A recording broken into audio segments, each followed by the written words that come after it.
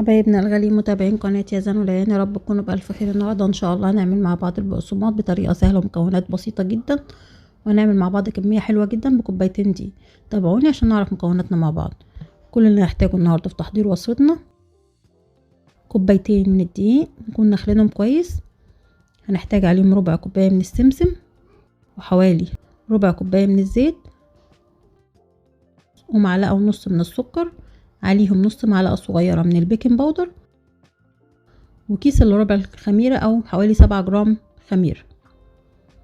هنبتدي نحضر مكوناتنا مع بعض. نبتدي بالدقيق، نحط عليه السكر، وبعدين ننزل بالبيكنج باودر والخميرة، وننزل ربع الزيت اللي مستخدمينه، بننزل بالنص والنص التاني بعد ما نخلص عجين. ننزل برشة صغيرة من الملح، ونقلب مكوناتنا كلها مع بعض. بعد كده نجهز مية تكون دافية او فترة ما تكونش سخنة، ميتنا تكون فترة خالص، وننزل بيها واحدة واحدة لحد ما العجينة تتلم معانا. وهنا مش محددة كمية المية عشان انا على حسب نوعية العجين الدقيق اللي بنستخدمه بيحتاج مية قد ايه. فهنا انا حاطة حوالي كوباية مية فترة جنبي، وبنزل واحدة واحدة لحد ما العجينة تلم معايا. نبتدي نلم العجينة بالشكل اللي حضراتكم شايفينه كده.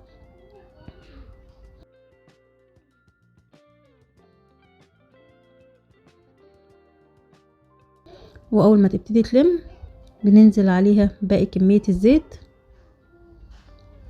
نبتدي نعجن العجينة كويس جدا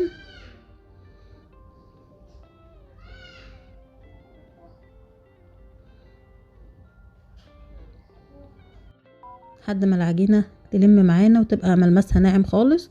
نبتدي نعجن فيها زي ما حضراتكم شايفين كده لحد ما نحس ان ملمسها خلاص ناعم معانا خالص.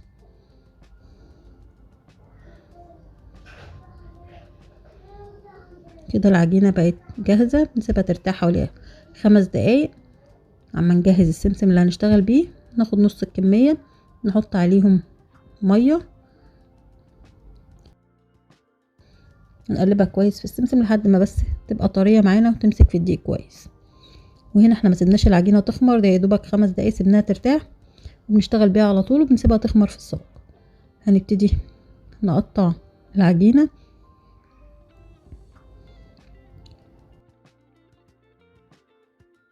بالسمك اللي حضراتكم شايفينه ده، لان هنا بنعملها قطع صغيرة بتاخد خمرها كله على الصاج، تبقى صوابع رفيعة زي ما حضراتكم شايفين. نحطها في السمسم ونرجع تاني نلفها كويس، يكون حجمها رفيع لانها لسه هتخمر معانا على الصاج.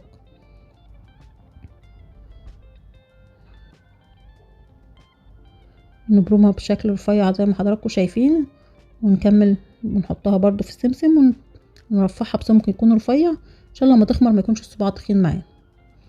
هنا كوبايتين دي ما شاء الله بيعملوا كمية حلوة جدا، يعني عاملين حوالي صاجين مليانين ما شاء الله، فالكمية ما شاء الله حلوة جدا من كوبايتين دي. بيطلع هش وناعم جدا، طعمه حلو جدا. ندخلها الفرن على نار هادية خالص، فرن سخن، النار هادية، بتقعد حوالي ربع ساعة في الفرن لحد ما تحمر. نفتح عليها الشواية، تطلع بالشكل اللي حضراتكم شايفينه. بجد طعمها جامد جدا.